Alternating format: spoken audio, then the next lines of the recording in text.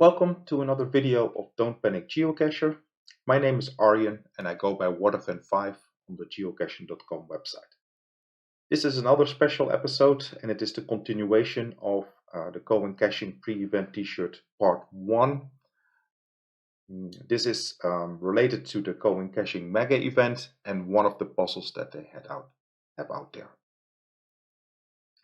So explained in the first video, and I highly recommend you watch that first before watching this video, that this is about a shirt that is released before this mega event, and this shirt has a cash prize, and the first group to open and find the container wins the cash prize. So yeah, in the first video I explained what was there to solve and how you could get to the location that is needed, and in this video I will tell you what happened. And so this is recorded after the event, so many thanks to the Waysiders and all the Going Caching crew for organizing this great event and also for allowing me to publish this video. So a little recap where we left off. So in part 1 we discovered our location, downtown Rome, around the city green and the historic museum. We knew a date and a time where we had to be there, which of course is the day of the mega event. And we had a combination code for which we had 3 alternatives based on interpretation and based on what kind of lock we would encounter. And then of course we had the hieroglyph alphabet that was on the tapestry and also used on the shirt itself. And so that was something that for sure we expected to be used again. So as mentioned in the previous video, this was kind of our expectation that the time and location mentioned, a new tapestry will be rolled out with the hieroglyph text. The t-shirt hinted to that was going to happen. We didn't know what to expect afterwards, so I mentioned maybe kind of like a projection or maybe something more complicated. We didn't know, maybe we had to do another star calculation, but that would then give the final cache location and a combination lock. So that was the preparation for meeting up. Location that we had, based on the accuracy, we knew around this area that it would be. This is about a 0.1 mile nautical mile radius. But yeah, here was the town green, which was the civic center was here. The history museum is in here, and a couple of landmarks, all very much in the same location. So gathering around here was just a good spot to be. That proved out to be correct. On the day of the event itself and at the expected time, there was a little ceremony where this was being rolled out inside the history museum. So a group of about, I would say, maybe 40 plus people were collected and were all taking pictures of this. This is a combination, and sorry for the Frankenstein picture here that is photoshopped together because of the reflection of the glass. And also because of many people that were there, it was hard to take one picture. There was also a couple of beams that I had to Photoshop out that were taking away part of the view. So all of that combined gave you this picture. There was also a little map on it, as you can see right here, and a caching friend of mine, Beltridge, made this map slightly clearer, and I will use that later on in the presentation as well. So this means that from this point on, you needed to start translating. And so a lot of people started to sit down, took pen and paper, and with the information that they had from before, started to translate the tapestry.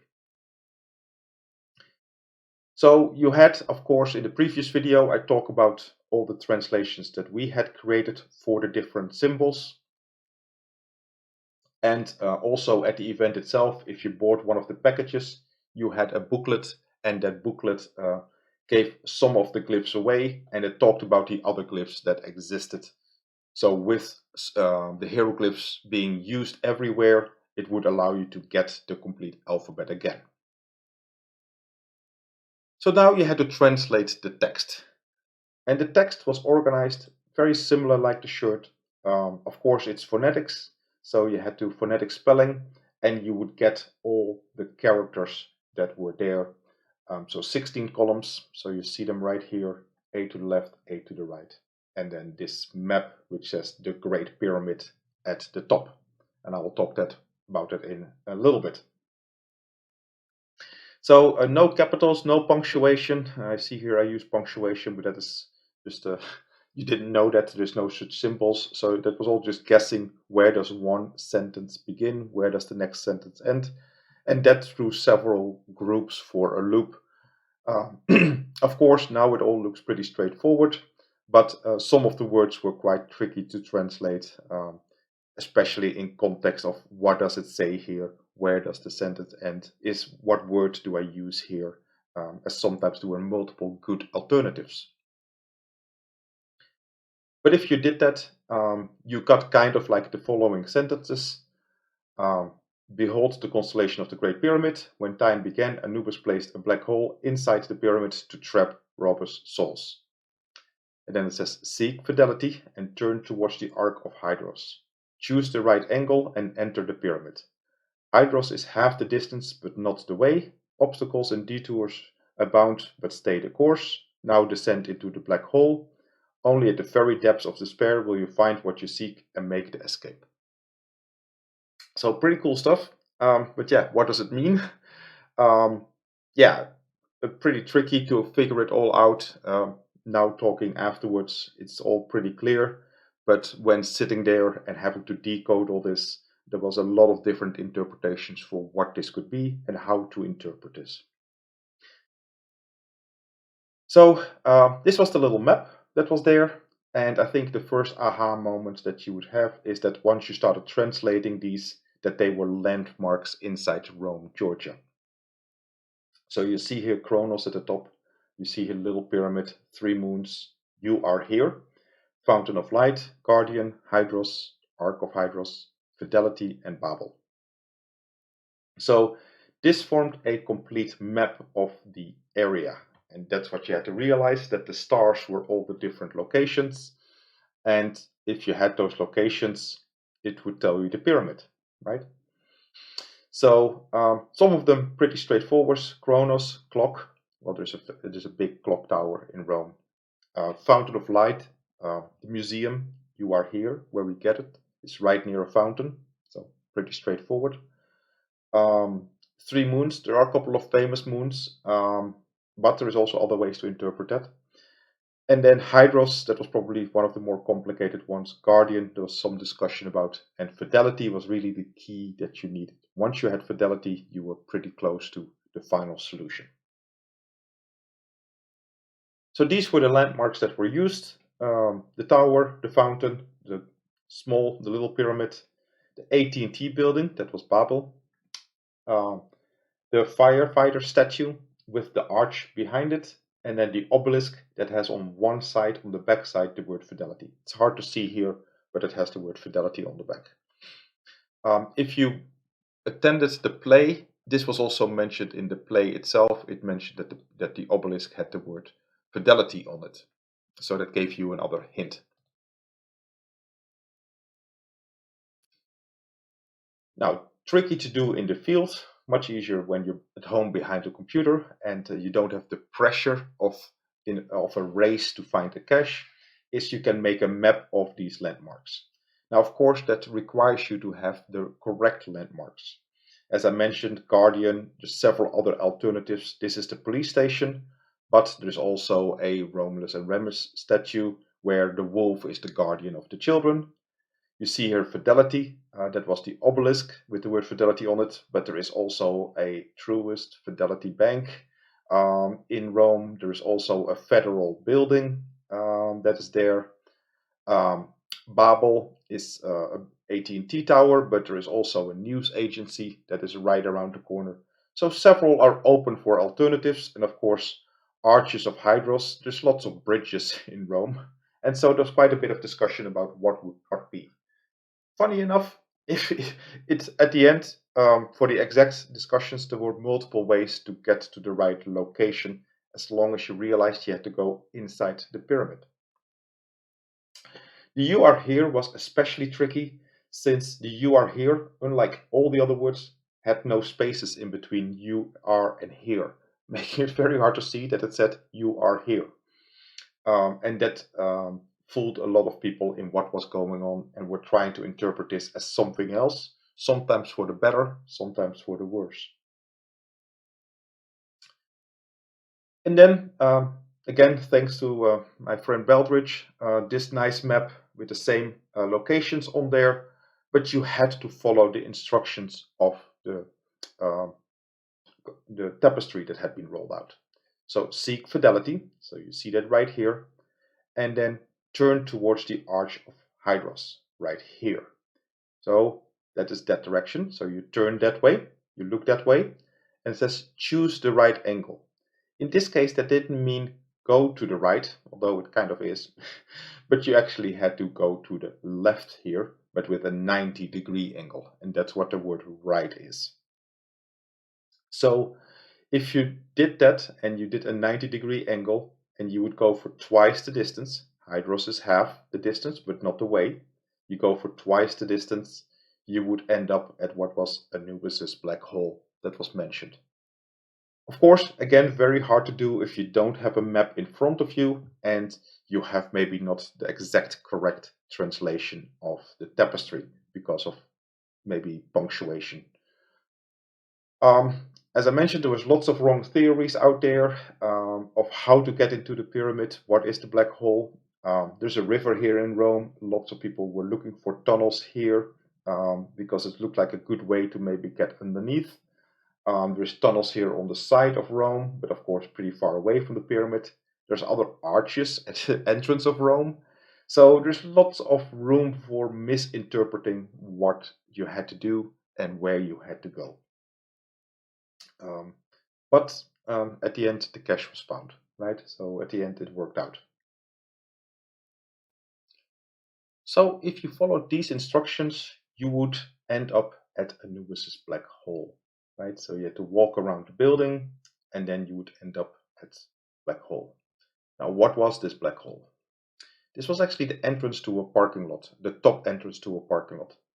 And so if you go here and you walk on the street, you will see like a little staircase here. And if you follow the staircase down, you will end up at a parking deck. And at the bottom of the stairs, pretty dark area, you would find the container. And this would really be the last step to your event. You now have the container, and now we have to open it.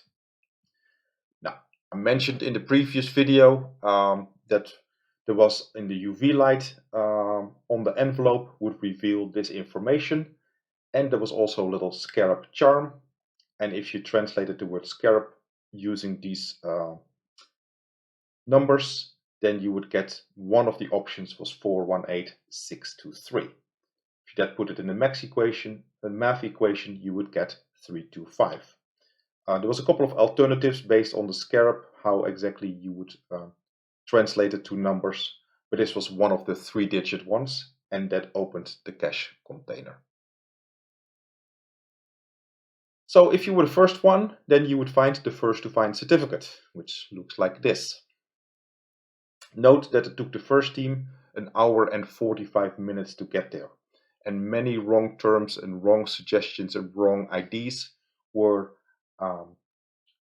done before it was found. The first to find team was Beldridge, Beaver54, and the Cache Outlaws, and myself, WaterFan5. So I would like to thank the Going Caching crew and the Waysiders for creating this. It was very exciting, and of course very happy to get the first to find and get the trophy that comes with that. Certainly we did a lot of things wrong and had a lot of wrong IDs before we finally had the right ID and ended up in the right location. So very challenging, probably the most challenging post pre-event part, right? The shirt itself was already complicated, but the post steps were also very complicated, more complicated than I have seen in other years. So, but yeah, lots of fun. I hope you have a better understanding of what is involved in solving the shirt, and maybe next time you can also take a look at it and maybe come to Going Caching yourself and solve the pre-event shirt. Before I sign off, also of course like to thank the entire team. This was certainly cooperation between all the team members to not only solve the pre-event Tshirt, but also do all the steps required to end up solving the second part as well. We all played our different roles and had a different participation and into solving and finding and gathering information and discussing theories and driving around and doing all the wrong things and finally doing the right thing. Yeah, lots of fun and looking forward to next year's puzzle. So that is the end of this video. Again, special topic this time. Future videos again will be about mystery caches and how to solve mystery caches in general, or how to solve my mystery caches. If you enjoyed it, please like. You can also subscribe and you'll be notified when new videos drop. There's still a lot of mystery caches and mystery caches information to share. You can also comment or contact me at waterfin5@geocaching.com and email me at geocaching.waterfin5@gmail.com. More than happy to talk to you if you have more questions or other suggestions for maybe future videos. And hopefully you'll get a chance to check out the channel, see what else is out there, take a look at some other videos. Maybe it will help you solve some caches in your area. Also, hopefully this will inspire you to maybe join Going Caching, and maybe I will see you there. Thank you very much.